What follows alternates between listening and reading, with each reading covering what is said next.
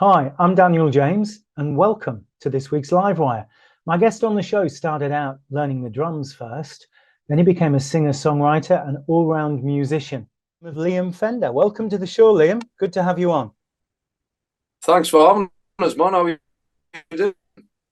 Not too bad, mate. Thank you. So here we are in the summer of, nearly the summer of 2023.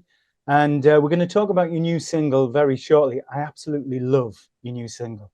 But we're gonna build up to that because you've had a very interesting career so far, a kind of unusual trajectory, if I can Yeah. say that word without stuttering. So wherever you feel comfortable, can we go back? I want to ask you a question. I want to say, when did you first write a song, or when did you first think about writing a song? I would say I think I was about 7, Mm-hmm. and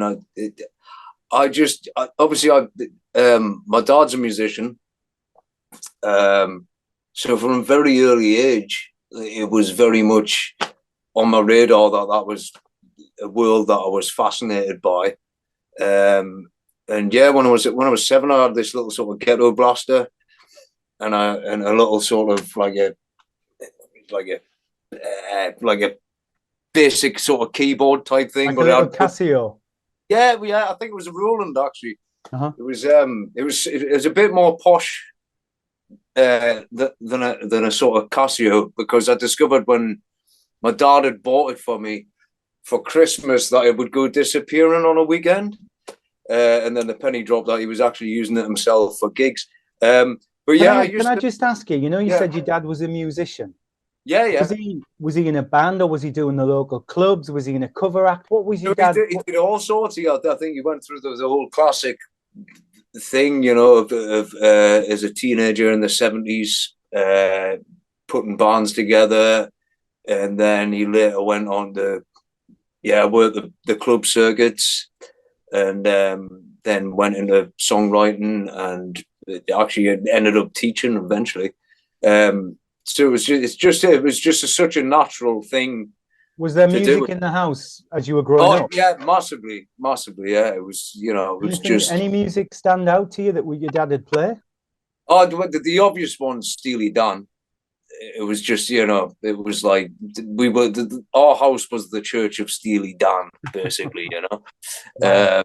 and I, as a 6, 7 year old, it's not really music you kind of get, you know what I mean? It wasn't until I got a bit older that I was like, actually, this is pretty good. You probably got the melodies first, you know, as a young kid. The Yeah, melodies probably grabbed you. yeah, definitely. And I think as I got older, it was just the production and the musicianship, Mhm. and just the sheer genius of what those guys put together, So that was around a Who lot. else would you be listening to around that time? Was there anybody here you were listening to, or were you So still? well, yeah. So my mom was a huge Sting fan. Listened to Sting. There was always Sting on in the house, which I think my dad begrudged a little bit, Uh, What, you're um, supporting another local lad? yeah, I always felt like I think he felt like she was cheating on him, Uh-huh. you know, with the Wall's End lad as well, I mean, Um, sacrilege. yeah, it was that around, but it was just all sorts of music, and Any Linda's fan? yeah, little bits. My dad actually used to drink with Alan Hull in the God, it was Magnesia sad Bank. when he died, wasn't it? So young. So yeah, I still remember that now. I think I was 10, and it was a real shocker. He was only 50. And they Yeah, scattered his that really. ashes. They scattered his ashes at Tynemouth, didn't they? I'm not sure. Yeah, Yeah. I'm sure they probably So did. he could Yeah, overlook where he came from. yeah. Which doesn't make sense because I'm sure he was from Benwell, wasn't he? I was going to say, I think they gave him some binoculars when he went to the funeral. Yeah, I'm on. So you've got all these influences around the house. Your dad's a musician, it's there. So when was your first foray into picking a guitar or a keyboard up and being a musician? So when I was a kid, I remember sort of probably when I was about 4 or 5. I mean, these are some of my earliest memories. My dad was was working as an engineer in just a local recording studio in North Shields, and I was obsessed with drums. I had to get in there and I just loved hitting things basically. So that was the earliest thing. I always remember sort of my dad being quite adamant, like, you should learn the piano. That's the one you should, you know, if you can learn the piano, you can do so many things with that. And I think I sort of had a few piano lessons when I was about 10 or 11, and I didn't take to it. All I wanted to do was play. I didn't have that thing in me to just sit there and do scales, and I was just so uninterested in it. And then I think when I was about 12, I got a drum kit, like a proper. I think my dad paid about 40 quid for it at the time. And it was like proper pots and pans sort of drum kit, but I just loved it, you know. And I really sort of got into drumming. That was my thing, and it wasn't really a sort of the love of songwriting sort of came back sort of in my later teens, really. Mm-hmm. But yeah, Did you put a band together, or were you a bit of a loner? What was your thing? I always wanted to be in a band, and I just never I never felt as though I always had a sense of being a bit of an underdog, and you know, a bit of an outsider, and I just never kind of felt as though I found the right group of people to put a band together, you know. And you know, that really probably when I was sort of in high school and all that, my thing was that I'm going to work really hard to be a really good drummer and become a session drummer, and that was kind of where my mind was at then, really. It wasn't until really the sort of teenage angst kicked in a few years later that sort of songwriting once again sort of became this cathartic way of, you know, getting your shit out, basically. You started writing songs, putting them together, writing about your life, your feelings, what you were going through. And then you must have got a little catalogue. Did you write them? Did you used to handwrite them in a book, or what were you doing at that point? I never had a book. It was always I always remember pinching printing paper, just A4 sheets of paper, and there'd just be these sheets all over the place with half-written things scribbled down on them and all that.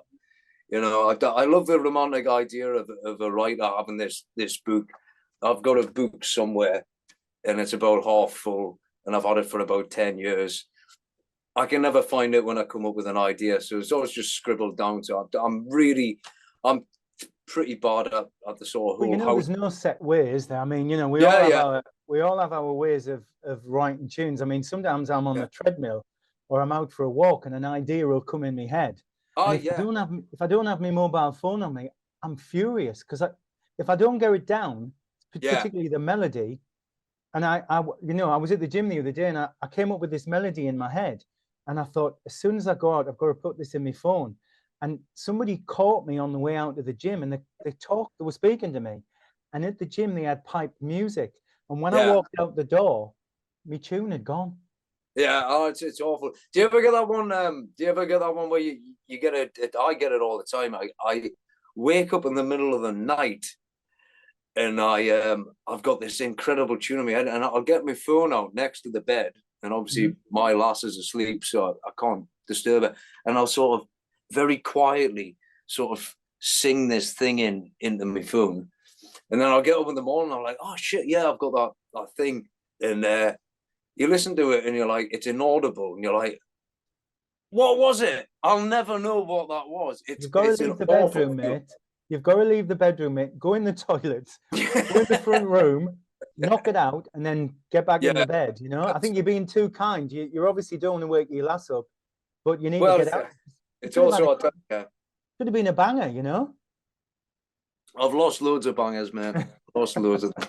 But, Right, so we've got young Liam, now a fabulous drummer, obviously, you know. Well, Gonna think possibly. about possibly getting some session work, but in the end, you started writing songs and doing stuff, yeah? Yeah, yeah, yeah. And how was that for you? Did you start gigging around the area? Yeah, so I just yeah, sort of around the age of 17, 18, I'd sort of get little bar gigs and stuff Mhm. like that. And as is the nature of pub gigs, you're mostly playing other people's songs, you know, but you could slip them in, and you can go to mic nights and you know, showcase nights and stuff like that. And it was just a great way to just explore it, really, with no sort of big plans of it becoming anything other than you just sort of expressing yourself, really, you know. Were you enjoying it? You were liking doing it though? Yeah, I loved it. I loved getting up and playing. I mean, I did my first paid gig when I was 13 as a Wow. drummer. Right. Uh, on New So Year's you Eve. were good. Well, the story is this. I remember it well.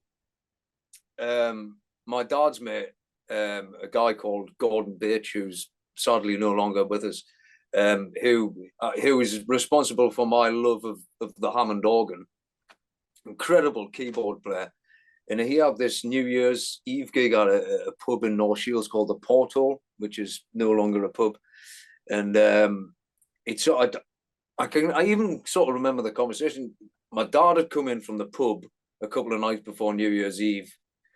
Obviously, he'd had a few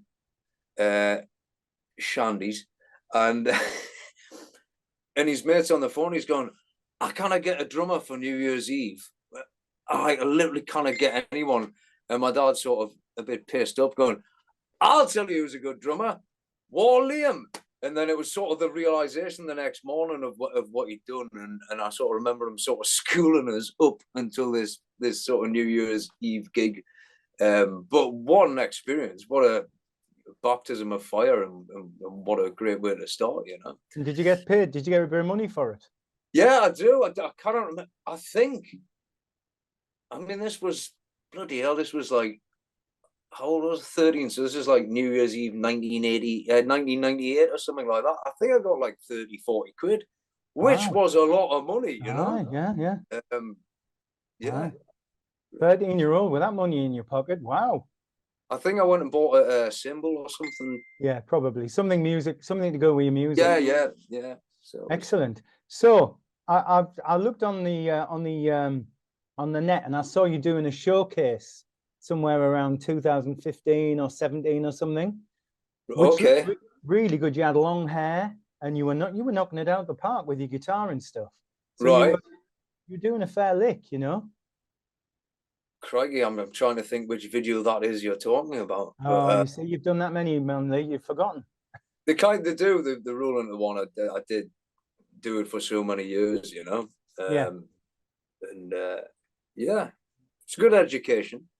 The thing that I'm really loving right now, there is sort of when I think back to sort of when I was starting out in my late teens and stuff like that, there wasn't a great deal happening in terms of a musical scene in the Northeast.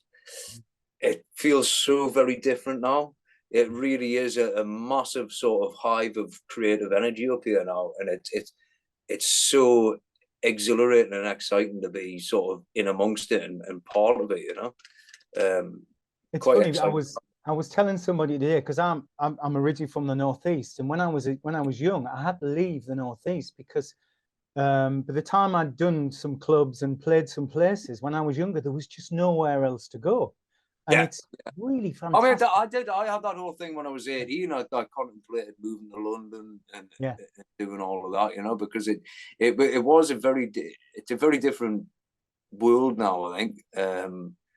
Like, in fact, if anything, everybody's kind of creatives are sort of moving out of the capital, aren't yeah, they? You know? definitely. And the fact that there's so much going on. I mean, I'm in Newcastle a lot, and it's just changed so much. It's like a Yeah, thriving in cottage industry of creativity, whether it's painting or sculpture or yeah, music yeah, or videos. yeah, You know, like in the new single, yeah, is it Time Comes Around? yeah, yeah, yeah. You've got two kids in, well, kids, two young people ballet Yeah, dancing in there. yeah, Are they locals? yeah. They're both from up here.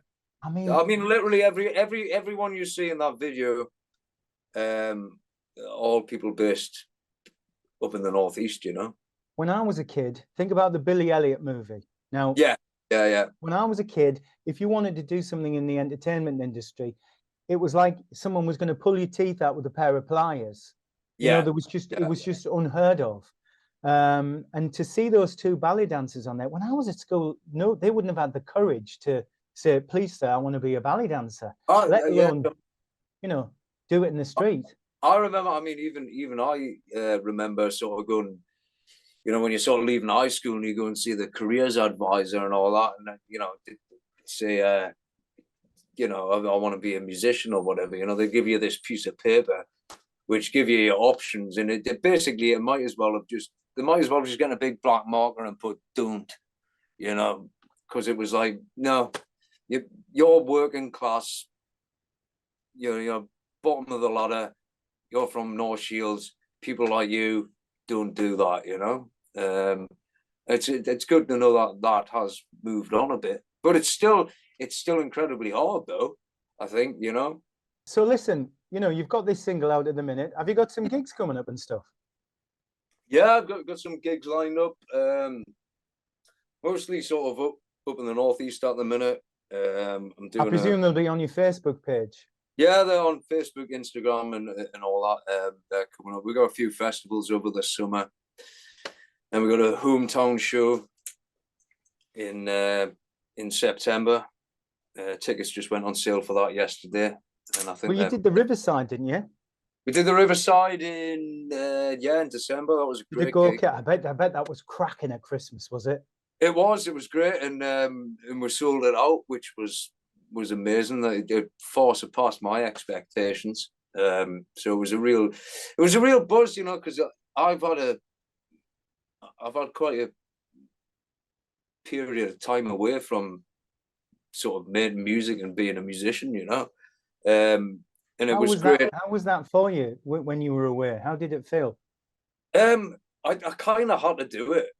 I'd hit burnout sort of around about 2016, 2017. I'd just been sort of slogging away, doing gigs, but like it ended up, you know, people always say, "Well, oh, at least you do what you love for a living." And I was like, I wasn't loving it. I was doing cover gigs. I was playing in function bands. I was doing bits of session work, and I was really not getting the opportunity to put my stuff forward, you know. And I just had to take all at the time. A certain little brother of mine was kind of on a trajectory, you know, and it was I'd like to say it felt like the logical thing to do. I just had to cut it all off and just Did you draw a line in the sand? Because some people, you know, they have breakdowns and they're just ill and they have to. The people pull them away. Did you I sort of was say, "I'm very lucky moving"? that my long suffering wonderful partner basically sort of turned around to me and said that you need to stop doing this. It's not good. You know, you're in a bad way. It's affecting your mental health really badly. And I think if I hadn't had, you know, her and other people around us to sort of go, now's maybe the time to just take a breather, you know. I think I could very well, if I'd carried on, I think I would have. Well, I don't want to contemplate. What did you do in the down in the? I mean, in the immediate past, did you just chill, or what did you do? Did you throw yourself into another job, a day job? Just Yeah, I went and got a job. I mean, I'm still doing the odd shift now, just to keep the head above water. But I ended up getting a job working in house removals. Cool. Which was actually I kind of just fell into the job, but actually it was probably the perfect job because it was, you know, a lot of hard physical graft, you know, and it sort of it did me good, you know. Well, it was opposite. I mean, and I don't mean this in a patronizing way, but if you're working with people and you're doing house moves, what's important is get to the next place on time and pack the van up. You weren't having to think about lyrics or No, performances. I actually really enjoyed it for a time. I really enjoyed. This is probably going to sound really sort of condescending, but I really, for a time, I did enjoy a much more simpler existence of getting up in the morning, going to do a job, hard physical graft, come home, go to the pub, go to bed, repeat, you know. And it did sort of serve me good for a while, but there was always this thing niggling that there was something missing in my life, you know. So it was healthy for you to step away, healthy for you to throw yourself into something else. It was like maybe you, even though you were knackered when you came home at night, you were healing another part. You were healing your psyche. Totally, absolutely. And I didn't know how long it would take. In fact, to be honest with you, at the time, I did have a thing of, is this it? Have I wiped my hands clean of it? Am I not making music anymore? Maybe it's, you know, it's not meant to be. And obviously I just sort of took time, and sort of around a bit early, ironically, how often must you sort of hear these sort of stories now? Sort of early 2020 was when I was sort of starting to think about sort of getting back into it. And then obviously come the March, the entire world had imploded, hadn't it, you know? So did that give you time, lockdown, to sort of think about dipping your toe back in again? I don't know. I think it's an odd one, isn't it? Lockdown affected so many people in so many different ways. What lockdown allowed me to do was to sort of just disappear into my own little world, you know. And some of that was healthy, and some of it wasn't so healthy. But whatever gets you through. But yeah, I mean, music definitely made a big part of that, and it was that whole sort of thing of like, well, when we get through this, I think it made everybody reevaluate a lot of things, didn't it? And for me, it was like, yeah, you know what it is. I love making music, and I want to make music again, and by hook or crook, I'll do it one way or another, you know. I mean, there's that corny saying about what doesn't kill you makes you stronger, but it's actually true, because look how much stronger you are now. Look how involved you are in the whole process now. Yeah, totally. I'm just enjoying the process again. Yeah. And you know, people often are sort of asking, well, where's it going to go? You know, are you pushing for the big time now? Or you know, it's like I don't think about that. I'm trying my best to just be in the moment and enjoying it. You know, I'm an eternal pessimist anyway. So as soon as anything starts to go well, I'm just like constantly, right, there's something really bad's going to happen now. You know? Yeah, but that's just because we're from the Northeast. We all think like that. There is an element of that, I think, you know. I've got an older brother who was an artist, and I often think about sibling rivalry and things like that, because when I had a little bit of success here in the 90s, right, and he was really trying to get success at the time and saw me getting some success, and it just created an odd bit of chemistry, a little bit between us. And the reason I think about it is I found out my brother passed away this week, and it's made me. Thank you. Thank you. It's an odd thing to say, but thank you. No, but it's made me remember so many memories of us together. Yeah. And you know, you touched on your brother earlier on when you said that you were going through a horrible time, just as his trajectory was rising. Was that tough for you?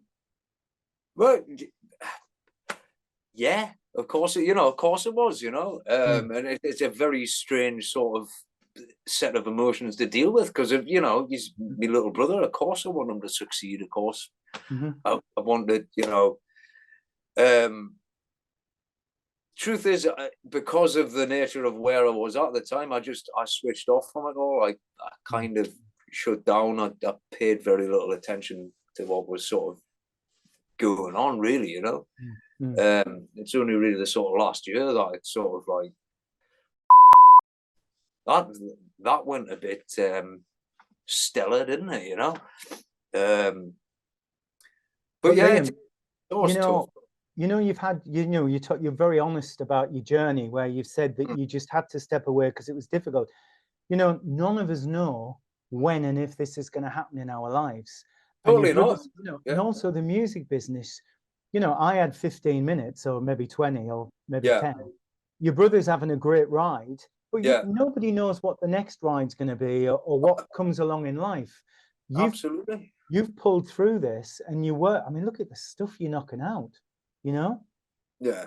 No, so it's a journey. It's a marathon, not a sprint, isn't it? Oh, yeah, absolutely. You just, you've got to try and just be in the moment. And do you think you'll see any warning signs? Would you recognize any warning signs if you felt them coming again? If I felt yeah, totally. I mean, I am taking very cautious steps at the minute. I'm not, and I guess a bit of that comes with having a few more miles on the clock. I'm not 21 and idealistic anymore. So I'm being very cautious about it. I mean, I'm with a small independent record label. Other than that, I don't have a manager. I'm managing myself, and I think I'm in quite a unique position, and I think if I'm sensible enough, I could probably play it pretty well, and I'm a massive control freak. Well, I was going to say you're more in control now, and now you've told me you're a control freak. It's even better for you because you've come back wiser, obviously. Yeah, of course. That's just part of life. I mean, I know you don't sit down with a songbook and a guitar and say, I'm going to write a song today, but have you got anything cooking, any ideas flying around? I did good tons. I mean, just getting the masters back this week for the EP, and I'm really pleased with how they've come out. So we're looking to get that out. That'll probably get released at some point in the summer. And really just itching to get to work on an album now, do you produce? I mean, are you producing it as well, or have you got somebody coming in? What you do? No, I work with a great guy called John Martindale, who I think is as a producer and an engineer is certainly on a trajectory.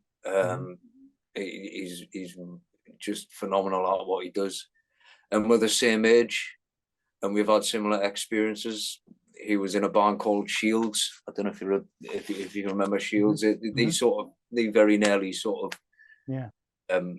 took off, and we've developed this great working relationship. And you feel safe. It must be nice to be in the studio with someone you feel safe with. It's honestly, mate, it's phenomenal. Yeah. We go in there and we just really bounce off each other, and it's just a great energy to work with. Like in past, when I used to self-release EPs and stuff like that, I was always self-producing. So I got quite used to just working in isolation, and it's just so refreshing to actually go into a studio and have somebody to bounce off. I think it makes such a difference to the quality of your art,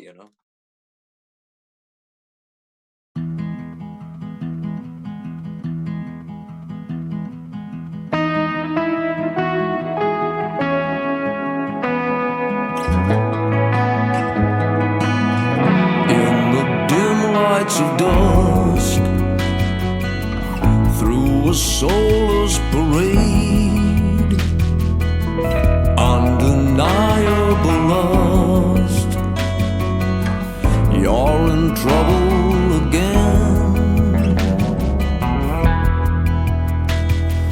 God knows it's a long run, but fools won't sway you. You're more the man you ever hoped you could be. That's when the night too good to fight.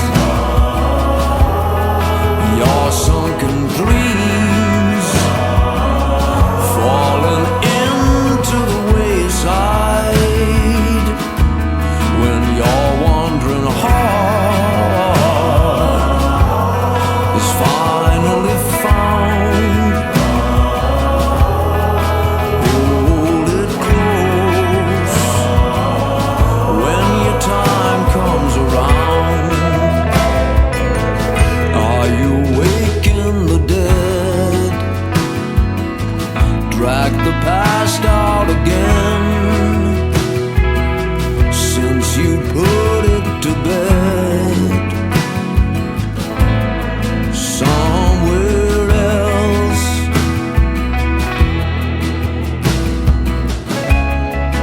Lately, luck has shown if it leads you here, there's an end to this war. Just like the night, it's too good to fight.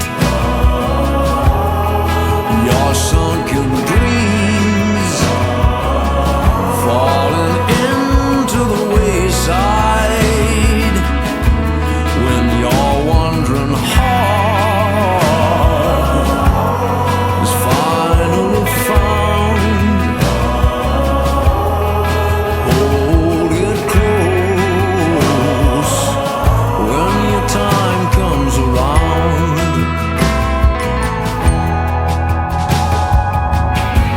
And should the nightmares cease to fade,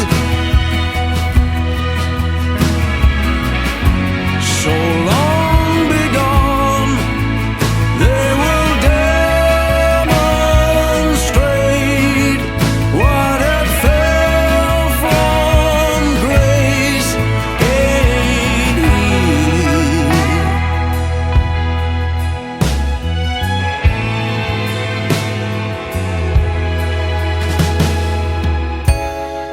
Fools won't sway you now. You're more the man you ever hoped you could be. Oh, the night is too good to fight. Your sunken dreams falling into the wayside when your wandering heart is finally found. Hold it close when your time comes around.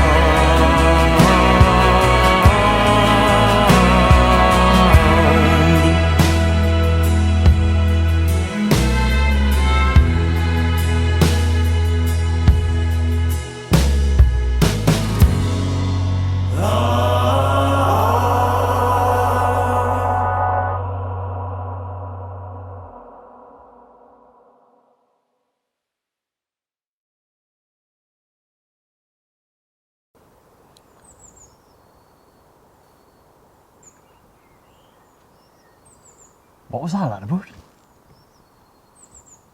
Daft. I want the kind of doing my best to be present in this moment because I don't know where it's going to lead and how long it's going to last. But right now in this moment, I'm surrounded by some very wonderful, beautiful people that I believe in what I'm doing and are coming along for the ride and you know, offering all the support they can. And What a fabulous place to end the interview, because you've kind of, you know, we started off from the young right through the up, the down, whatever, and you know, you're in a great place now, and I just think that it bodes so well for the future. I can't wait to hear this EP. oh, cheers, man! I hope you like it. I'm looking forward to hearing it, mate, and I wish you well for the future. You know, for your gigs coming up and stuff like that. So, you know, Liam, all the best, mate, and thanks for coming on to Livewire. Thank you for having me, man. Cheers, mate. Thank you for joining us on the show this week, Liam. It's been great talking to you, and I'm looking forward to that EP and for those live gigs. And thank you for watching. I hope you'll join me again very soon for another Live Wire.